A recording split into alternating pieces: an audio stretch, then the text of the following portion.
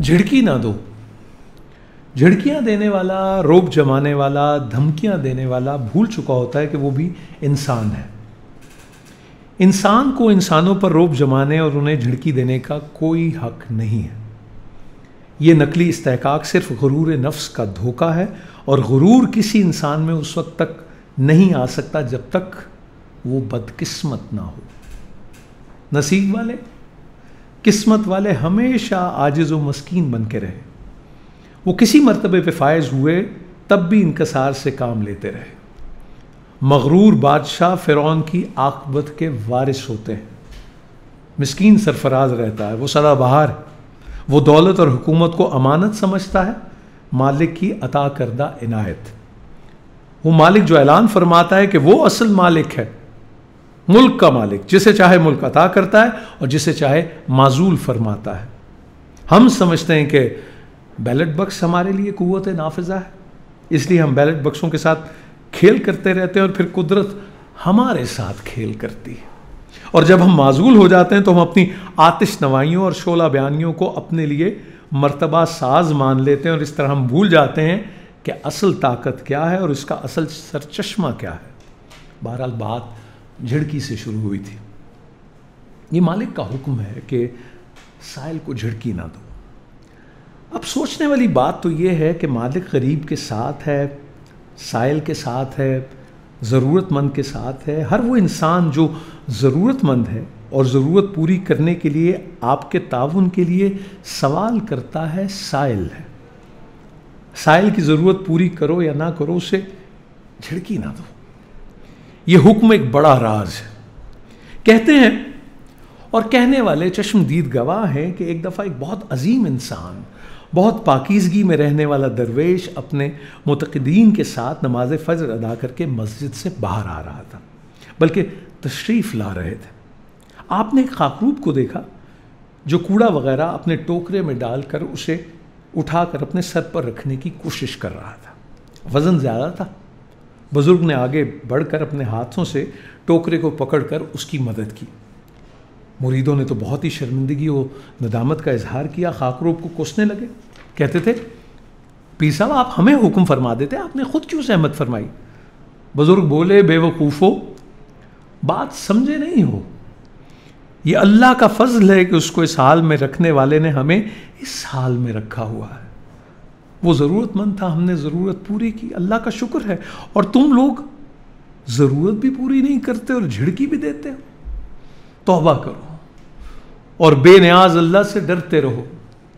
हमारी पीरियां और फ़कीरियां बेकार हैं अगर महरूम और मोहताज के काम ना आए।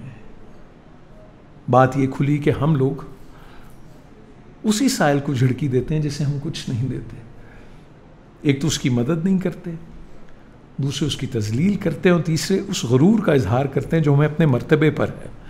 खाक हो जाए वो मर्तबा जो दूसरों के लिए मुफीद ना हो। अफसोस है उस इल्म पर जो दूसरों के काम ना आए, और पनाह मांगो उस इल्म से जो अपने भी काम ना आए। वो दौलत जो गरीब को झिड़की देने का जरिया बनती है एक अजाब है। लानत है वो ताकत जो कमज़ोर की हिफाजत नहीं करती बल्कि उसे डराती है। जहन्नुम की निशानियों में से एक है। साइल बड़े राज की बात है। वो बज़ाहिर कुछ मांगने के लिए आता है, लेकिन दरअसल वो कुछ देने के लिए आता है। हम पहचान नहीं सकते, हम गाफिल होते हैं, मगरूर होते हैं, इसलिए इस पैगाम से महरूम रहते हैं जो सिर्फ साइल के ज़रिए हम तक पहुंचता है। एक दफ़ा ऐसा इत्तफाक हुआ कि एक साइल हमें मिला। ये उन दिनों की बात है जब डिप्रेशन से हमारी नई नई आशनाई हो रही थी। हम एक शाम, एक उदास शाम, एक बाग में तन्हा गौर कर रहे थे। सूरज डूब चुका था और डूबने वाला अपने बाद फिजा में एक गहरी सुर्खी छोड़ चुका था। इतने में एक साइल मेरी तरफ आता हुआ दिखाई दिया। मैं उसे देखे बगैर ही उसे नापसंद करने लगा। वो इस बात से बेनियाज कि मैं इसकी तरफ मुतवज्जे न था, बोला, साइल की तरफ आने वाले की तरफ तवज्जो करनी चाहिए। मैंने उसकी तरफ देखा और कुछ समझे बगैर पूछा, आप क्या चाहते हो? वो बोला, हमारा तो वही सवाल है पुराना, कुछ मदद करो। मैं उसकी शख्सियत और उसके अंदाज़े गुफ्तगू के असर में आता चला गया। मैंने उसकी मकनातीसी शख्सियत के रोब में आकर अपनी जेब में हाथ डाला और बड़ी एहतियात से एक 5 रुपए का नोट निकाला और उससे कहा, बाबा जी कबूल फरमाओ। बाबा मुस्कुराया और बोला, बेटा इससे तो मैं कबूल करता हूं, लेकिन मेरी बात गौर से सुनो। मैं भेजा गया हूं तुम्हें ये बताने के लिए कि तुम जिसको परेशानी समझ रहे हो, ये तो एक अच्छे दौर का आगाज है। जब यूसुफ अलैहिस्सलाम कुएं में गिराए गए तो उन्हें मालूम नहीं था कि ये नए सफ़र का आगाज़ है, पैगंबरी का सफ़र, बादशाहत का सफ़र। जहाँ एक दौर ख़त्म होता है वहीं से दूसरे दौर का आगाज़ होता है। कभी मायूस ना होना और साहिल को कभी झिड़की ना देना। साहिल मोहसिन भी होता है, मुअल्लिम भी। बाबा बोलता जा रहा था और लफ्ज़ों के चिराग मन में उजाला पैदा कर रहे थे। मेरे बारे में कुछ बातें ऐसी फरमा रहे थे जो सिर्फ मैं ही जानता था। मैं चाहता था वो यूं ही बोलते चले जाएं, लेकिन वो अचानक चुप हो गए। मैंने कहा, मज़ीद इरशाद? बोले, नहीं। मैंने कहा, क्यों? बोले, जिस तरह तेरी जेब में पड़े हुए 200 रुपए में से सिर्फ मेरे लिए सिर्फ 5 रुपए थे, इसी तरह मेरे में से तुम्हारा इतना ही हिस्सा था। मैंने कहा, आपसे फिर कब मुलाकात होगी? बोले, होगी, ज़रूर होगी। हाँ, तुम अपना पता तो बताओ, हम तो सैलानी लोग हैं। बाबे ने जेब से एक सुनहरी रंग वाला पोस्ट कार्ड साइज़ का कार्ड निकाला। मैंने अपना पता लिख दिया, दस्तखत कर दिए। रोशनी ख़त्म हो चुकी थी। बाबे ने कहा, अच्छा बेटा, अब मेरे पीछे रहा ना, मैं जा रहा हूँ। बाबा एक तरफ को हो लिया, लेकिन मैं इसके पीछे चल पड़ा। मगर कहाँ तक?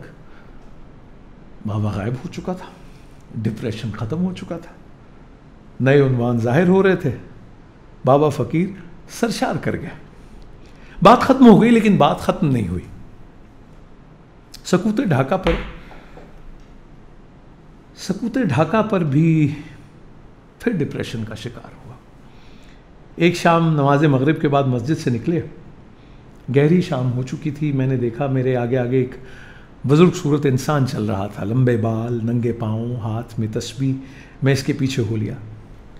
कुछ दूर जाकर वो अचानक रुक गया और पीछे मुड़कर मुझसे मुखातिब हुआ, मेरे पीछे क्यों आ रहे हो? मैंने पहले भी कहा था, मेरे पीछे ना आना, तुम बाज नहीं आए। अच्छा बोलो, क्या तकलीफ़ है? मैंने कहा, कुछ नसीहत ही। बोला, साहिल को झिड़की ना दिया करो। हम लोग मोहसिन हैं, मुअल्लिम हैं, डिप्रेशन की ज़रूरत नहीं। तुम हमसे ज़्यादा फ़िक्रमंद हो, सब ठीक हो जाएगा। इतने में बाबे ने जेब से एक कार्ड निकाला और कहा, मुझे इस पता पर पहुंचा दो। मैंने कार्ड देखा, मेरा ही नाम, मेरा पता और मेरे ही हाथ का लिखा हुआ, दस्तखत मेरे ही, बकलम खुद। मेरे पांव तले से ज़मीन निकल गई। आज से 15 साल पहले वाला बाबा मेरी नज़रों के सामने आ गया, लेकिन ये बाबा वो नहीं था, कतन मुख्तलिफ। मैं और हैरान हुआ। बाबा बोला, हैरान होने वाली कोई बात नहीं, हमारा चोला बदलता रहता है। हम सिर्फ साइल हैं, मोहसिन, मुअल्लिम। हमारी शक्ल सूरत कुछ भी हो, हम वही हैं, तुम्हें अता करने आए। हमारी तरफ गौर किया करो। पैसे मांगते हैं तो सिर्फ इसलिए कि तुम बखील होने से बच सको। हम तुमको सखी बनाने के लिए आते हैं। सखी, अल्लाह का दोस्त, सिर्फ साइल के दम से। साहिल को झिड़की ना दो। बाबा फिर गायब हो गया। डिप्रेशन ख़त्म हो गया। अंधेरे में रोशनी फैल गई। मायूसियों में उम्मीद के चिराग जल उठे। कार साज माँ, फिक्र कार माँ। आज तक वो साहिल मेरी नज़रों के सामने है। मुअल्लिम, मोहसिन, बखील को सखी बनाने वाला, गैर अल्लाह को हबीबुल्लाह बनाने वाला। झिड़की के लिए नहीं, अदब व एहतराम सिखाने के लिए आता है। हमारे दरवाजे पर अल्लाह की रहमत दस्तक देती है और कहती है, खबरदार, गाफिल ना होना।